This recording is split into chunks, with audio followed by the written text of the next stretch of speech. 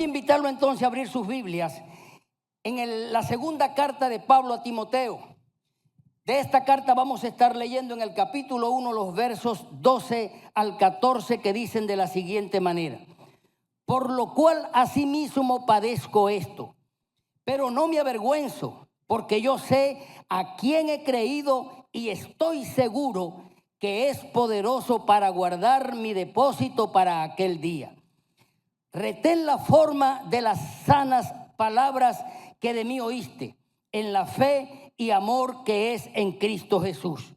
Guarda el buen depósito por el Espíritu Santo que mora en nosotros. Padre, bendigo tu palabra en esta mañana. Si algo quiero pedirte, como siempre, es que permita que sea el Espíritu Santo en este día, permitiendo que toda esta revelación que contiene esta palabra pueda llegar con claridad a la mente, al corazón de cada uno de los que me están escuchando en este lugar y de los que lo hacen a través de las redes sociales.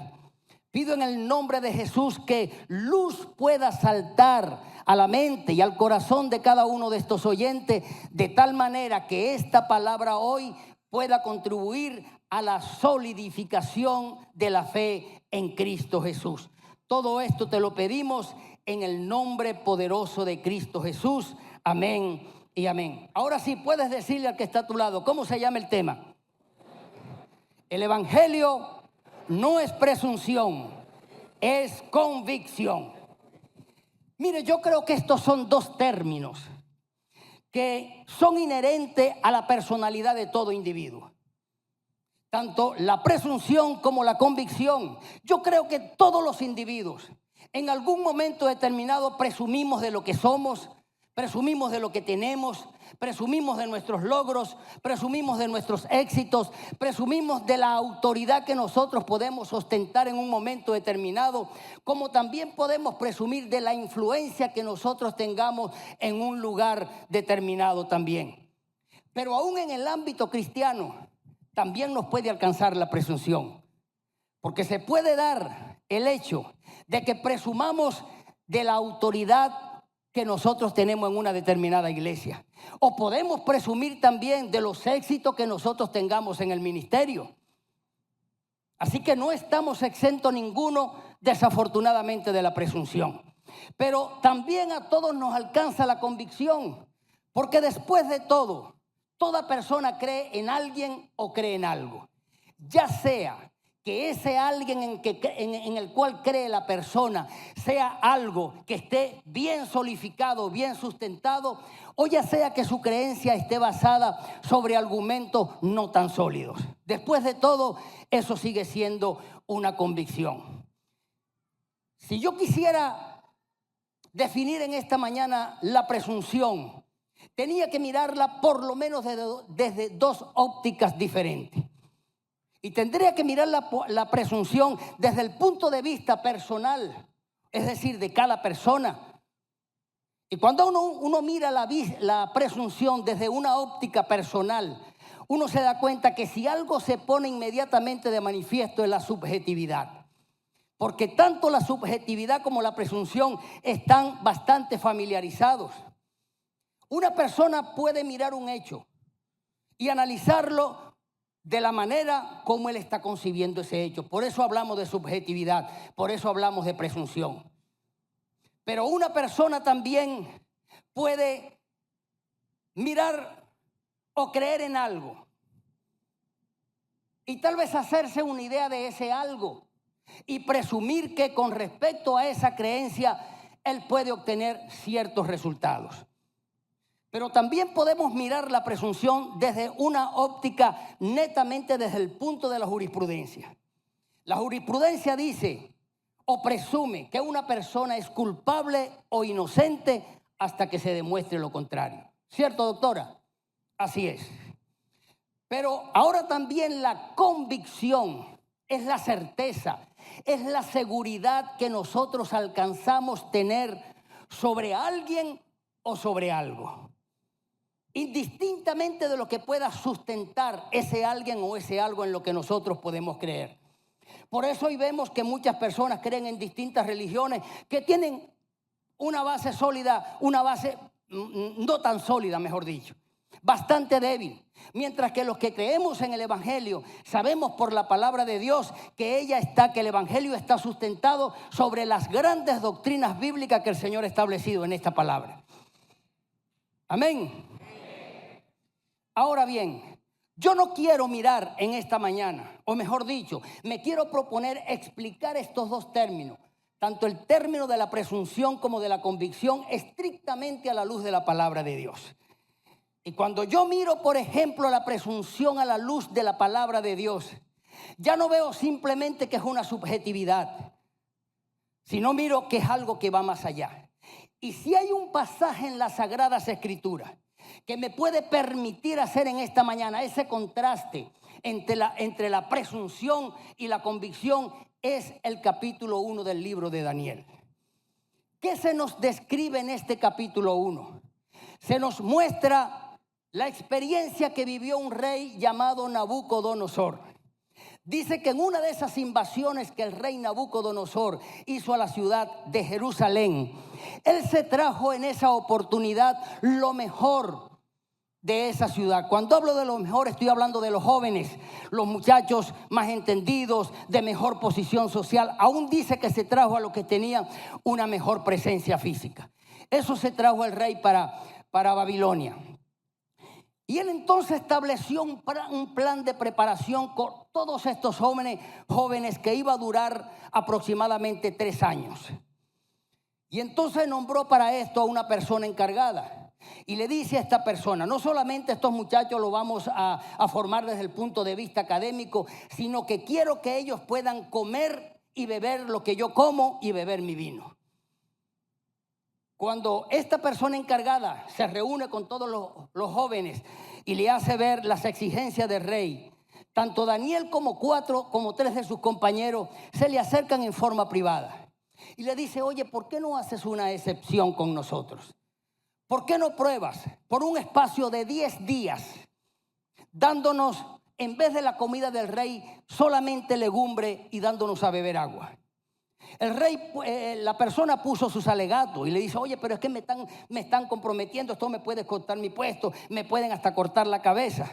Pero dice la Biblia que después de todo ellos encontraron gracia ante esta persona y accedió a la petición que le hizo Daniel y estos 3 compañeros. Daniel le dijo, mira, vamos a hacer una cosa. Por un espacio de 10 días, a una prueba. Nos da a comer lo que te estamos pidiendo y vas a notar cómo estará nuestro semblante. Si nota que nuestro semblante está decaído, entonces, bueno, denegamos la solicitud. Pero dice que cuando esta persona al cabo de 10 días miró el semblante tanto de Daniel como de sus 3 compañeros, se quedó totalmente sorprendido. Los muchachos tenían un mejor semblante y él dijo, oye, esto de verdad es inconcebible. Mientras tal vez el resto de los jóvenes presumieron que comiendo la comida del rey y bebiendo el vino del rey, posiblemente ellos iban a tener una mayor capacidad resolutiva y en el momento en que fueran observados por el encargado, oye, la diferencia iba a ser abismal entre estas personas. Algo pasó, ellos no están sabiendo nada, pero seguramente iban a decir, oye, ¿qué le pasará a aquellos 3? Lo veo con unas ojeras tremendas, no sé, los veo más flacos. ¿Qué le estará pasando a ellos? Tal vez eso fue lo que ellos presumieron. Pero ¿qué nos dice la historia? Exactamente después de los 3 años, cuando el rey manda llamar a todos los muchachos para hacerle el examen final, consigue que Daniel y sus 3 compañeros tenían un coeficiente intelectual 10 veces más que el resto de los muchachos y de todos los que trabajaban en palacio. ¿A dónde quiero llegar con esto, mi amada iglesia? ¿Por qué no hacer uso de este aspecto que es tan negativo y es tan nefasto en nuestra vida cristiana como es la presunción? Porque siempre que hagamos uso de la presunción en nuestra vida cristiana encontraremos resultados negativos, lamentablemente. Porque si algo tiene la presunción es que ella desvía totalmente, se desliga de una relación con Dios. La presunción le hace ver al hombre que él no necesita arrepentirse para obtener la salvación. Le hace ver que él puede obtener la salvación a través de las obras. La presunción le hace al hombre que él puede actuar independientemente de una relación con Dios. Y quiero ir más allá, porque yo miraba la presunción a través de las Sagradas Escrituras como una especie de pulpo cuyos 8 tentáculos le pudiéramos poner nombre en esta mañana. Y si denominamos o llamamos por su nombre a algunos de estos tentáculos, pudiéramos llamar que uno pudiera ser el tentáculo de la altivez, el tentáculo de la arrogancia, el tentáculo de la vanagloria, el tentáculo de la religiosidad, el tentáculo de la independencia, y así podemos ir enumerando cada uno de estos tentáculos con la cual la presunción trata de atraparnos. Pero a mí me gusta lo que un día hizo Jesús con la presunción. Un día Él dejó totalmente al desnudo la presunción, sabiendo el peligro y el daño que la presunción podía causar en aquellas personas que, creyendo que le están sirviendo al Señor y no haciéndolo de corazón o no haciendo para glorificar a Dios, corrían un grave peligro. Mateo 7, desde el verso 21 hasta el 24, nos narra este episodio donde el Señor deja desnudo a la presunción. El Señor dijo allá en esas palabras: no todo el que me diga Señor, Señor entrará en el reino de los cielos, sino el que hace la voluntad de mi Padre que está en los cielos. Y luego sigue agregando: en aquel tiempo me dirán, Señor, Señor, ¿no echamos en tu nombre, no profetizamos, no echamos fuera demonios, no hicimos grandes milagros? Y la respuesta que el Señor Jesús dice que le dará es: nunca os conocí, apartaos de mí, hacedores de maldad. ¿Verdad que pareciera un relato un poco contradictorio? Porque ¿cómo es posible que estos señores están usando el nombre de Dios para profetizar, para echar fuera demonios, para hacer grandes milagros, y ahora el Señor, cuando están a la puerta de la entrada, le dice: oye, ¿para dónde van ustedes? Yo a ustedes no los conozco. Lo único que podemos hoy deducir aquí es que lo único valedero en ese momento era que ellos estaban usando el nombre de Jesús. Y esto me lleva a pensar que cuando el Señor quiere hacer un favor o un beneficio a cualquiera persona, va a usar cualquier método que no sea el método convencional. ¿Se recuerdan ustedes de la experiencia de este profeta llamado Balaán? ¿Qué usó Dios para llevarle un mensaje a Balaán? Usó una burra. Cuando Jesús está haciendo su entrada triunfal a Jerusalén, la gente comenzó a decirle, o los saduceos y fariseos: Señor, dile a esta gente que se callen, nos están atormentando con sus aleluyas, con su gloria a Dios. Y la respuesta del Señor fue: si ellos callan, las piedras clamarán, o las piedras harán el trabajo de alabarme y de bendecir el nombre de Jesús. Por eso Jesús deja aquí al desnudo esto, porque Él sabía el gran peligro que corre una persona cuando, atrapado por el tentáculo de la religiosidad, está actuando en nombre de Dios, pero no está glorificando el nombre de Jesús. Y hay una anécdota que tal vez en alguna oportunidad yo la mencioné aquí. Se dice que un brujo estaba una vez en un programa de radio, y a ese programa llama a una persona, una señora necesitada, y entonces solicitando una bolsa de comida. Una vez que el brujo termina su programa, le dice a sus colaboradores: mira, vayan y háganle un buen abasto a esta vieja. Y cuando le pregunte quién se lo manda, dice que se lo mandó el diablo. Y ellos van y tocan la puerta, hicieron el mercado, lo llevaron. Y efectivamente la persona le dice: mijo, ¿y quién mandó esto? Le dice: esto lo mandó el diablo. Y ella le dijo: no, es que cuando Dios ordena, hasta el diablo obedece. Dios puede usar cualquier método convencional, así que cuidemos. Si cuando estamos actuando en nombre de Dios, lo estamos haciendo para glorificar su nombre. Si cuando estamos utilizando el nombre de Jesús para realizar alguna actividad, así sea una actividad como lo que hacían estas personas, lo estamos haciendo para que el nombre de Jesús sea glorificado.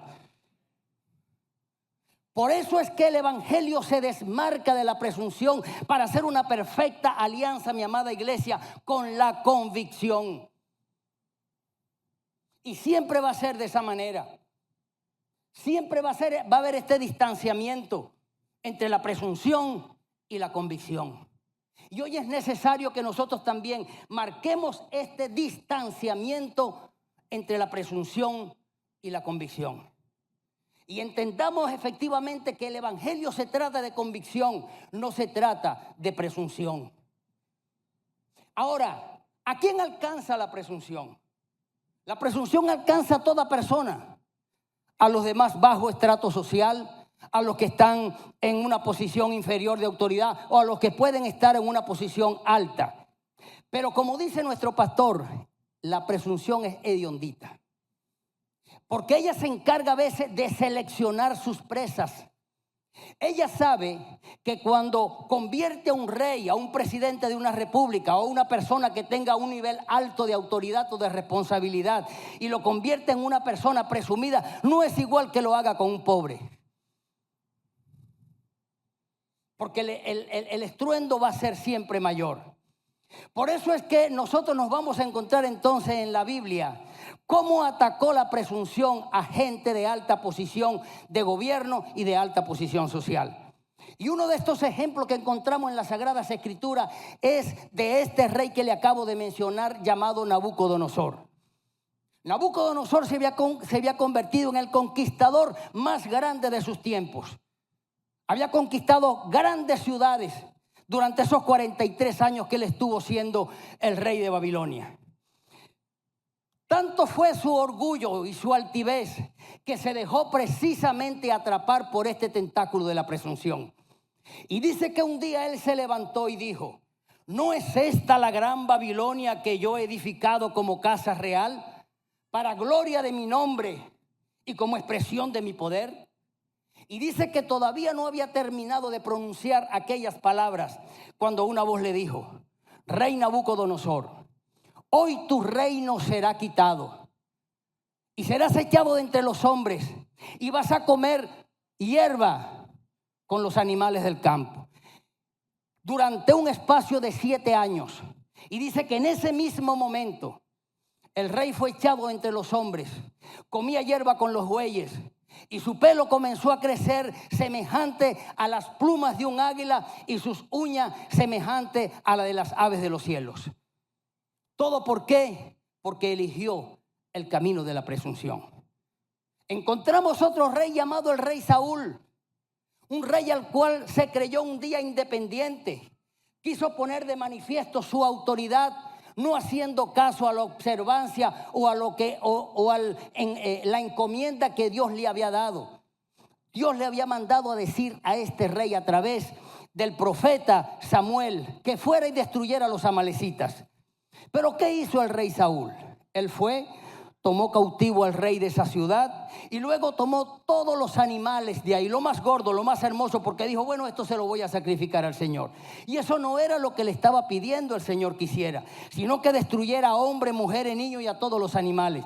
Resultado, ese mismo día el Señor le dijo: ahora tu reino va a ser quitado.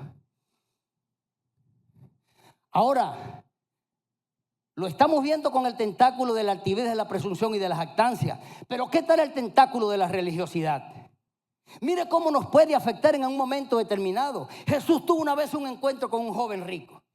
Y este joven rico le dice: Señor, ¿qué debo hacer para obtener la vida eterna? Y él le dice: bueno, anda y guarda los mandamientos. No robes, no hurtes, no digas falso testimonio, no adulteres.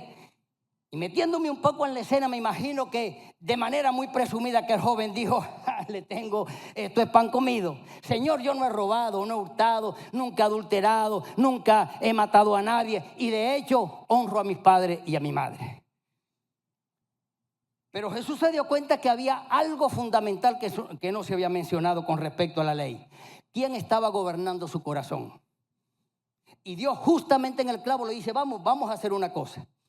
Anda, vende todo lo que tienes y dalo a los pobres. Y cuando Jesús tocó esa tecla, dice: aquel hombre salió muy triste, porque era muy adinerado. Porque quien estaba entronado en su corazón no era Dios, era el dinero. Y esto impidió que este hombre se pudiera convertir en un discípulo más de Jesús. Mire hasta dónde nos puede llevar la presunción a perder grandes bendiciones de parte de Dios. Por eso es que el evangelio se va a desmarcar siempre de la presunción, mi amada iglesia, porque mientras la presunción es arrogancia, es altivez, es vanagloria, es independencia, la convicción está sustentada sobre las grandes doctrinas bíblicas que sustentan el evangelio del reino de los cielos. Aquí está sustentado esto. Y a mí me gusta cómo introduce Pablo aquí en este pasaje que acabamos de leer el tema de la presunción. El tema de la convicción, perdón. Mire lo que dice Pablo. Por lo cual asimismo padezco esto, pero no me avergüenzo, porque yo sé a quién he creído. Debo decirle que cuando Pablo está escribiendo estas palabras, no lo está escribiendo desde un resort con un todo incluido. Tal vez tenía todo incluido, pero todos los sufrimientos incluidos, porque él lo está escribiendo desde una cárcel romana. Pero la convicción del apóstol Pablo era tanto que él dijo, yo sé que aun cuando mi cuerpo está siendo expuesto al peligro de muerte, tenía la seguridad, la certeza de que su cuerpo iba a resucitar en el gran día final o en el momento de la resurrección. Y iba a resucitar en un cuerpo glorificado. Por eso es que él dice entonces, y estoy seguro que es poderoso para guardar mi depósito para aquel día. Pero Pablo no solamente utilizó el evangelio como una fuente de convicción o como una base sólida para mantener su fe, sino que también dedicó tiempo para fortalecer a otras personas de tal manera que tuvieran la convicción como una base verdaderamente sólida. Por eso le escribe esta carta a Timoteo. Y mire lo que le dice en el verso 14 ahora a Timoteo.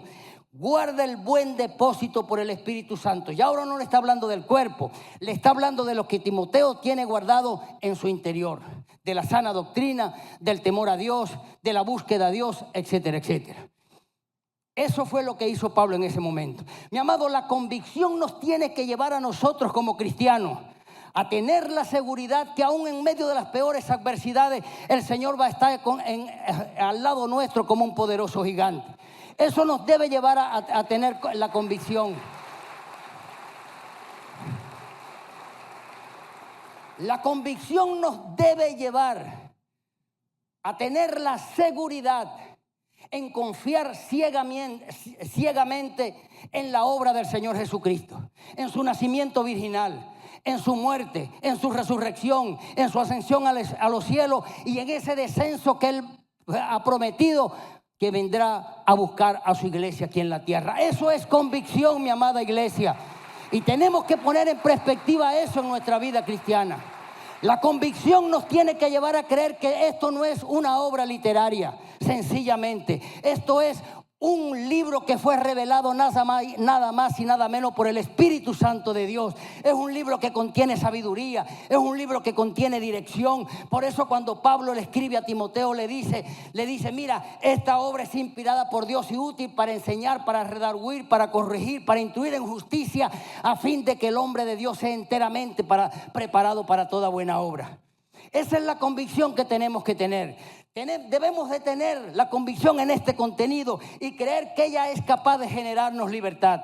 Juan 8:32 dice, conoceréis la verdad y la verdad os hará libre. Tenemos que creer que el poder de esta palabra nos dará siempre la fortaleza cuando seamos vejados, cuando seamos menospreciados por ser un seguidor de Cristo Jesús. Y recordar lo que Pablo dijo en Romanos 1:16, porque no me avergüenzo del evangelio, porque es poder de Dios. La convicción tiene que llevarnos a creer que aunque otros se vayan de la iglesia, aunque otros desistan de la fe, tener la certeza de que yo voy a seguir a Jesús.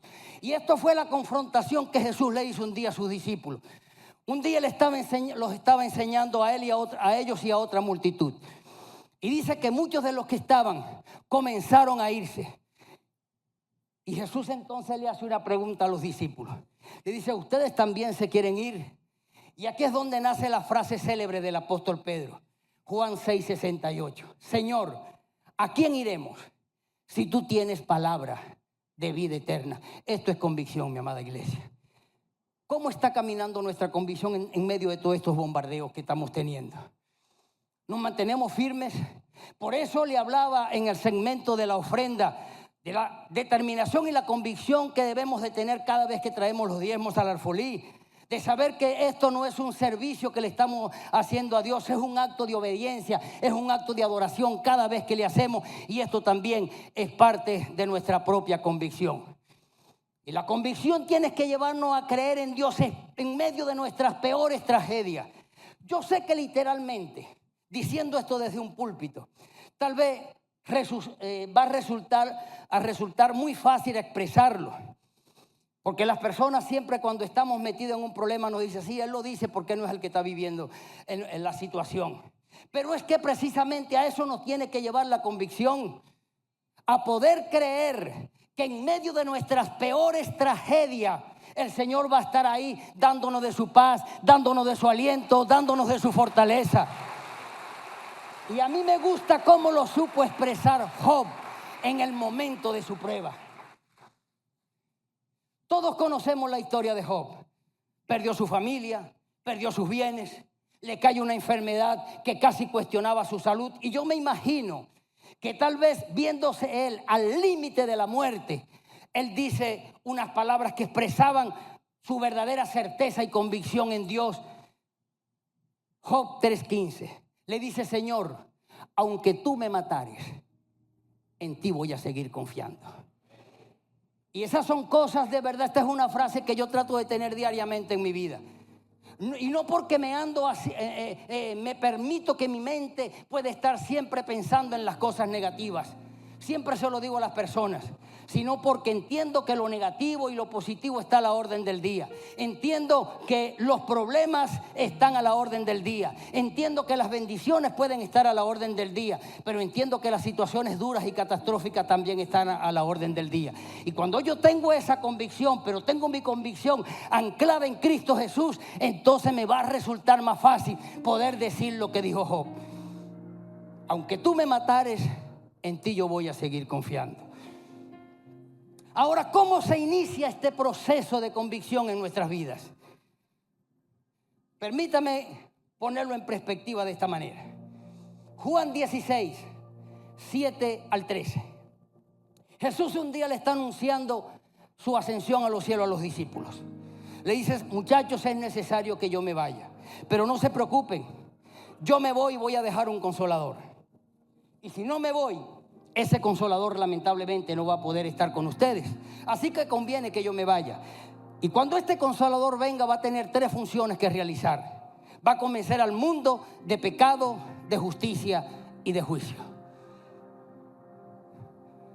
¿Cómo es eso que va a convencer al mundo de pecado? Porque el mundo necesita saber, todo hombre necesita saber, mi amada iglesia, que es un pecador y que por ser un pecador está separado de la gloria de Dios. Romanos 3:23 dice, por cuantos todos pecaron están destituidos de la gloria de Dios. Y pareciera que cuando Pablo hace esta declaración, él se está excluyendo, porque mira cómo lo dice, por cuantos todos pecaron. Él no dice por cuantos todos pecamos. Y claro, si usted lee el versículo un poco rápido, va a entender, oye, el tipo me parece que se está excluyendo. Pero no, Pablo está apelando a una verdad teológica que se había desarrollado en el Edén. Génesis 2, 16, 17 dice que Dios le había hecho una advertencia al hombre.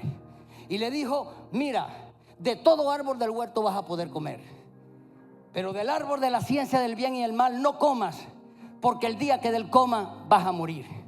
Génesis 3, 6, la mujer le dio a comer el hombre y entró en desgracia. El hombre murió espiritualmente. Y esa muerte espiritual fue lo que condujo al hombre a estar separado totalmente de Dios. Romanos 5:12 dice, porque así como el pecado entró en el mundo por un hombre y por el pecado la muerte, el mundo cayó en desgracia por cuantos todos pecaron. Pero todavía a lo mejor nos queda la duda. ¿Se estará excluyendo Pablo de ser un pecador? Pues lea 1 Timoteo 1:15. Pablo dice, palabra fiel y digna de ser oída por todos, que Cristo Jesús vino a este mundo para salvar a los pecadores, de los cuales yo soy el primero. Tal vez esa posición de culpabilidad, no vamos a decir de culpabilidad, de identidad con el pecado la hizo Pablo por todo lo que Pablo había arrastrado, por todo lo que Pablo había hecho, sobre todo en contra de la iglesia del Señor. Por eso él se consideraba el primer de los pecadores. Y yo lo veo eso verdaderamente como una convicción. Pero lo bueno es que el Espíritu Santo no solamente vino para hacernos ver que éramos pecadores, amada iglesia. Romanos 6:23 dice Pablo ahora que mientras el pecado vino a traer muerte, la dádiva de Dios es vida eterna en Cristo Jesús, Señor nuestro. Vino a abrir ahora, Señor, esa puerta de la salvación. Nos vino a decir ahora, si hoy me aceptas, tus pecados van a ser perdonados. Hoy te reconciliarás conmigo, entrarás a ser parte de un nuevo reino, te convertirás en mi hijo y dejarás de ser una criatura. Y ahí comienzan una serie de beneficios desde el mismo momento en que la puerta de la salvación se abre, de acuerdo a Romanos 6:23. Y esa es una convicción que debemos de tener nosotros y transmitirle esa convicción al resto de las personas. Para que el hombre vea que tiene oportunidad, porque el enemigo siempre le va a hacer ver a la humanidad que no hay posibilidad de él poder ser restaurado, de encajar nuevamente en una relación con Dios. Por eso es la obra del Espíritu Santo, de convencer al hombre de pecado y de hacerle ver que hay una alternativa de solución para esa condición de muerte que pesa sobre él. Lo segundo que hace el Espíritu Santo es que le dice, primero lo voy a convencer ¿de qué? De pecado. Ahora de justicia. ¿Qué significa que el Espíritu Santo nos convenza a nosotros de justicia? Primero, que ahora el Espíritu Santo ya no te ve a ti como un pecador. Pablo le escribía a los Corintios y le dice, ahora Dios, el Espíritu Santo, Dios lo ve a usted, mejor dicho, como un santo. Y no un santo en el sentido estricto de la palabra. Una persona inmaculada que no puede cometer un error, no. Porque el Señor sabe que mientras estemos transitando en este mundo cabe la posibilidad de los errores. Por eso Él dice que yo le estoy dejando a ustedes un abogado para que los defienda cuando tengan alguna situación pecaminosa. Nos dice también, el justo cae 7 veces y el justo se levantará 7 veces. El Señor sabía conoce nuestra fragilidad. Pero esa fragilidad no impide que Él nos siga viendo a nosotros como santos. Y cuando la Biblia nos habla de que nos ve como santos es porque nos ha apartado para un propósito determinado, para un propósito conforme a la voluntad de Dios. Esto es la justicia de Dios, mi amada iglesia. No te está condenando, porque la Biblia dice que Él no vino a condenar el mundo, sino para que el mundo fuera salvo a través de la persona de Cristo Jesús. Y esta es una verdad que tenemos también que entronarla nosotros, que estamos en la dinámica de este proceso de convicción. Porque el enemigo en algún momento nos puede hacer dudar también de nuestras propias convicciones. Lo tercero que hace el Espíritu Santo no solamente es convencerte de pecado y de justicia, sino te convence de juicio. Y esto es una noticia maravillosa. Porque que nos convenza de juicio es decirnos, señores, sobre el acusador de su vida ya pesa una sentencia de juicio que comenzó un día ya en la cruz del Calvario. Porque Satanás creía que llevando a Jesús a la cruz había terminado todo para la humanidad. Él no sabía que al tercer día Jesús iba a resucitar de entre los muertos. Se iba a presentar ante las personas y iba a decir, Señor, ha comenzado el juicio definitivo contra el ladrón de la paz, el ladrón de la vida, el ladrón de la restauración llamado Satanás. Y a mí me gusta cómo lo expresa Pablo en Colosenses 2:15. Él dice, y despojando a los principados y a las potestades, los exhibió públicamente, triunfando sobre ellos en la cruz. Qué maravilloso esto, de verdad. Así que hoy tú y yo podemos tener la certeza que nunca Satanás se podrá levantar en un auditorio para condenarnos. Y aun cuando lo haga, el Señor Jesús va a decir, mire, yo no veo aquí ninguna causal para yo condenar a estas personas. Esta persona yo la veo santa. Esta persona yo la veo limpia. Esta persona yo la veo justificadas. A esta persona la estoy viendo con su pecado perdonado. Aquí el único que está en juicio y está en desventaja te llamas tú, Satanás. Que un juicio que comenzó y que va a terminar con el final de los tiempos. Amén. Pero ¿qué vamos a hacer ahora una vez que hemos iniciado este proceso de convicción? No basta con quedarnos ahí. Yo no veo que un niño nace y una vez que nace la mamá dice, no, él tuvo 9 meses en mi vientre. Ahora que él se defienda, que él vea lo que va a hacer. No, ese niño comienza a ser primero alimentado con leche materna. Y en la medida que van cambiando los meses, se le va cambiando la fórmula de alimentación. Una vez que nosotros entramos, amada iglesia, en este proceso de convicción, no nos podemos quedar estancados. Hay mínimo 3 cosas que tenemos que hacer para que este proceso de convicción se siga solidificando. Y la primera cosa que tenemos que hacer es crecer en el conocimiento de la palabra de Dios. No hay forma de que usted pueda conocer mejor a Dios. No hay forma de que pueda conocer los atributos de Dios. No hay forma de que usted pueda conocer las promesas que Dios ha dejado aquí establecidas en esta palabra si usted no estudia la palabra de Dios. Alejarme del estudio de la palabra de Dios o haberse alejado fue lo que le costó al pueblo de Israel su destrucción. Oseas 4:6 dice: y mi pueblo pereció porque le faltó ¿qué? Le faltó el conocimiento. Y tal vez eso es lo que quiere el enemigo. Porque el enemigo sabe que un cristiano sin conocimiento es alguien que no va a poder defender su fe. Por eso Pedro recomienda en su primera carta, capítulo 3, verso 15, dice que nosotros debemos de estar preparados en todo tiempo para presentar defensa de la esperanza que hay en nuestras vidas. Y usted no puede presentar una defensa desde esa magnitud si usted no conoce la palabra de Dios. Por eso necesita conocer la palabra de Dios, mi amada iglesia. Hoy más que nunca hay demasiada doctrina cerrada, demasiado comentario a través de las redes sociales que tienen a muchos cristianos confundidos. Y están confundidos precisamente porque no tienen claras las grandes doctrinas cristianas que sustentan el evangelio. Y la única manera en que usted pueda conocer las grandes doctrinas cristianas es a través del conocimiento de la palabra de Dios.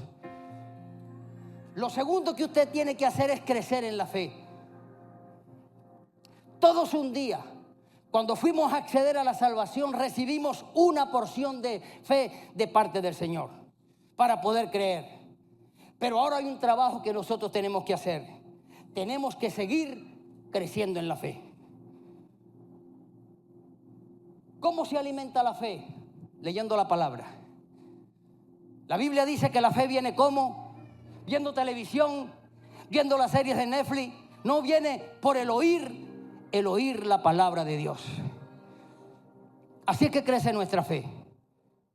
¿Y por qué es necesario que nuestra fe crezca? No solamente para defendernos de las falsas doctrinas, porque es un acto que agrada a Dios. El escritor de los Hebreos en el capítulo 11, en el verso 6, él dice: porque es necesario que el que se acerca a Dios crea que le hay y que Él es galardonador de los que le buscan.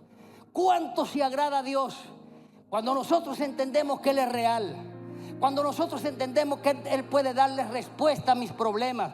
Cuando nosotros entendemos que Él puede dar la sanidad a cualquier enfermedad. Cuando nosotros entendemos que Él puede restaurar mi matrimonio. Cuando nosotros entendemos que Él puede restaurar una nación. Eso le alegra a Dios. Por eso necesitamos crecer en la fe. Si en verdad queremos agradarle y queremos mantenernos firmes. Y lo tercero que tenemos que hacer, ya por cuestión de tiempo voy a mencionar solamente crecer en la oración. Todos tenemos un concepto muy básico acerca de la oración. Decimos que la oración es hablar con Dios, pero la oración va más allá. La oración está relacionada con una vida de intimidad con Dios. Por eso el Señor recomienda que siempre que vayamos a la oración lo hagamos en la intimidad, para Él revelarnos cosas. Quiere decir entonces que el momento de la oración es un momento preciso en el que Dios nos puede revelar a nosotros muchas cosas. Pero la oración también está determinada o explicada en las Sagradas Escrituras, que es un arma letal contra las tinieblas. El enemigo sabe que un cristiano que ora, mire, es un enemigo en pies que él tiene allí. Por eso cuando Winston Churchill se convirtió en primer ministro de Inglaterra, viendo la amenaza que tenía de parte de Adolfo Hitler, él dice que convocó a toda la nación a orar. Cuenta la historia que todos los aviones salieron para ir a bombardear a Inglaterra. El día estaba totalmente soleado, no había nubarrones en los cielos, pero de repente, mientras más se acercaban a la zona de conflicto, de combate, comenzó a ennegrecerse los cielos a tal punto que los aviones no pudieron seguir su curso a través del aire. Y Hitler tuvo entonces que abandonar la operación.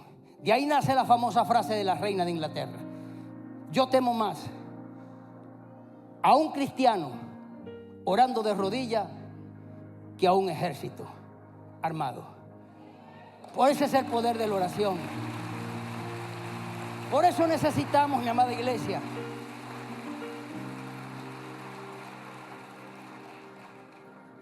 yo creo que el hecho de que Jesús haya permitido que el Espíritu Santo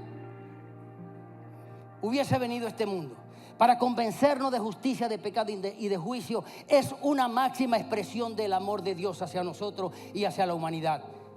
Y digo en este caso hacia nosotros, porque estar convencido de eso es lo que nos va a permitir estar firmes y poder dejar que este proceso de transformación siga avanzando en nuestras vidas. Pero también nos ha dejado estas herramientas porque Él sabe el campo minado en el cual nosotros estamos caminando y cómo este proceso de convicción puede ser interrumpido. Yo sé que a veces hay momentos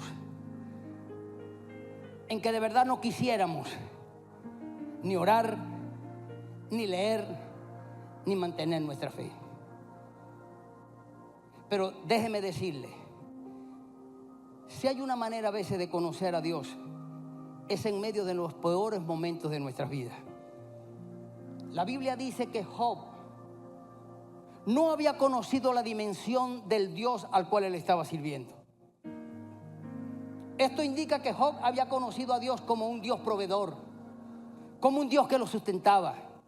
Pero ¿sabe cuáles fueron las declaraciones de Job en medio de su propia enfermedad, en medio de su desastre? De oídas te había oído, mas ahora mis ojos te ven. Yo sé que tú puedes estar en esta mañana pasando por el peor momento de tu vida. Pero si haces de este peor momento de tu vida una oportunidad para conocer mejor a Dios, una oportunidad para que Dios actúe a tu favor, te vas a quedar sorprendido. Así que no permitas que las aflicciones, no importa la magnitud, mi amada iglesia, trata de ver en medio de tu aflicción la presencia de tu Dios. Tal vez a veces la respuesta no va a llegar en el tiempo que tú quieras, ni va a llegar de la manera que tú estás esperando. Por eso tenemos que hacer lo que dijo el salmista: encomendar nuestra causa a Dios, confiar en Él y dejar que Él actúe. Será la única manera en que nuestro camino aquí en la tierra nos pueda conducir hasta un final feliz.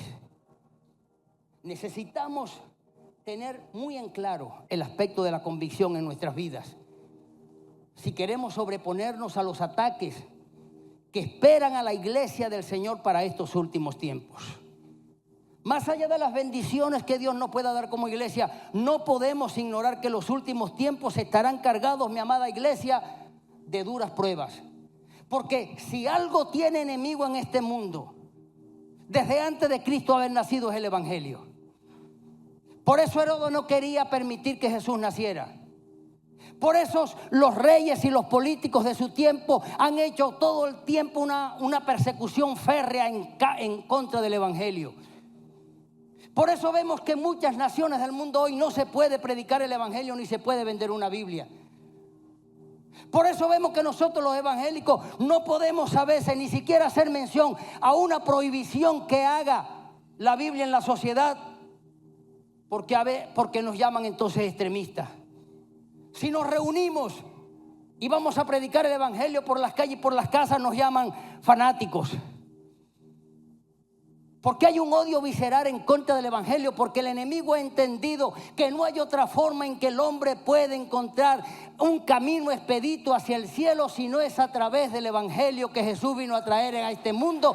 Por eso Él dijo: yo soy el camino, soy la verdad y soy la vida. Y el enemigo no quiere que el mundo conozca esto, amada iglesia.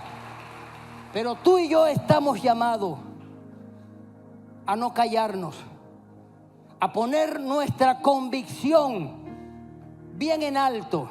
Y aunque esto nos pueda costar la vida, como decía Pablo, aunque este depósito pueda ser destruido, no podemos callarnos. Porque si los que tienen la misión se callan, dijo Pablo a los romanos, ¿cómo oirán? ¿Cómo escucharán aquellos si nadie les predica? Así que hoy mi llamado es que no te conformes que hayas llegado a este proceso de convicción, sino que hoy decidas seguir fortaleciendo este proceso de convicción. Y esta canción nos ayuda a comprender un poco en qué consiste este proceso. Estoy convencido que tú siempre has sido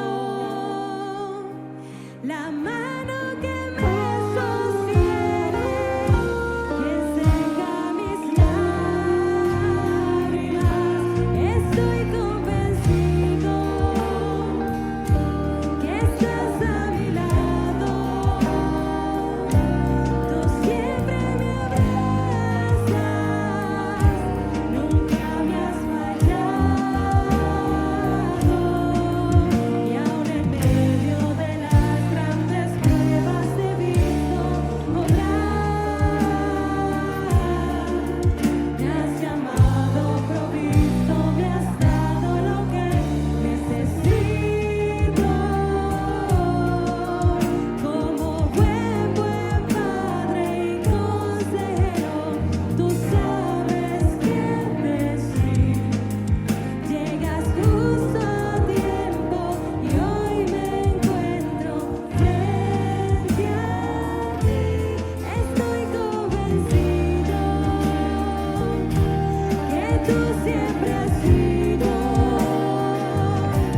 la mano que me sostiene, que seca mis lágrimas. Estoy convencido que estás a mi lado. Tú siempre me abrazas, nunca me has fallado.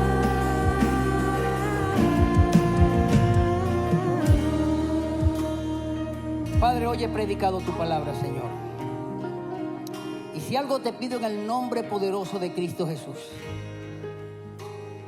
es que el contenido de este mensaje hoy pueda ayudarnos a todos los que estamos en este recinto y los que me están escuchando a través de las redes sociales a poder seguir solidificando este proceso de convicción que el Espíritu Santo comenzó en nuestras vidas.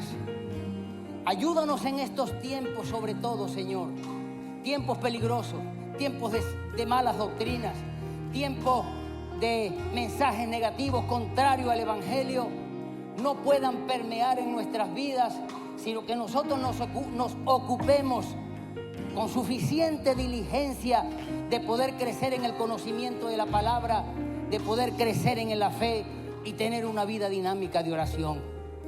Ayúdanos y permite, Padre, que frente a los desánimos que a veces podamos sentir a causa de las pruebas y a causa de los problemas, nuestra convicción en Cristo Jesús nos pueda ayudar a sobreponernos a todo esto y poder seguir con valentía la defensa del Evangelio, la defensa de nuestra fe y la predicación del mismo a todas las demás personas. Yo hoy oro, Señor, por cada uno de mis amados en esta mañana, para que tu gracia pueda descender de una manera mucho más como lo has hecho hasta ahora sobre sus vidas.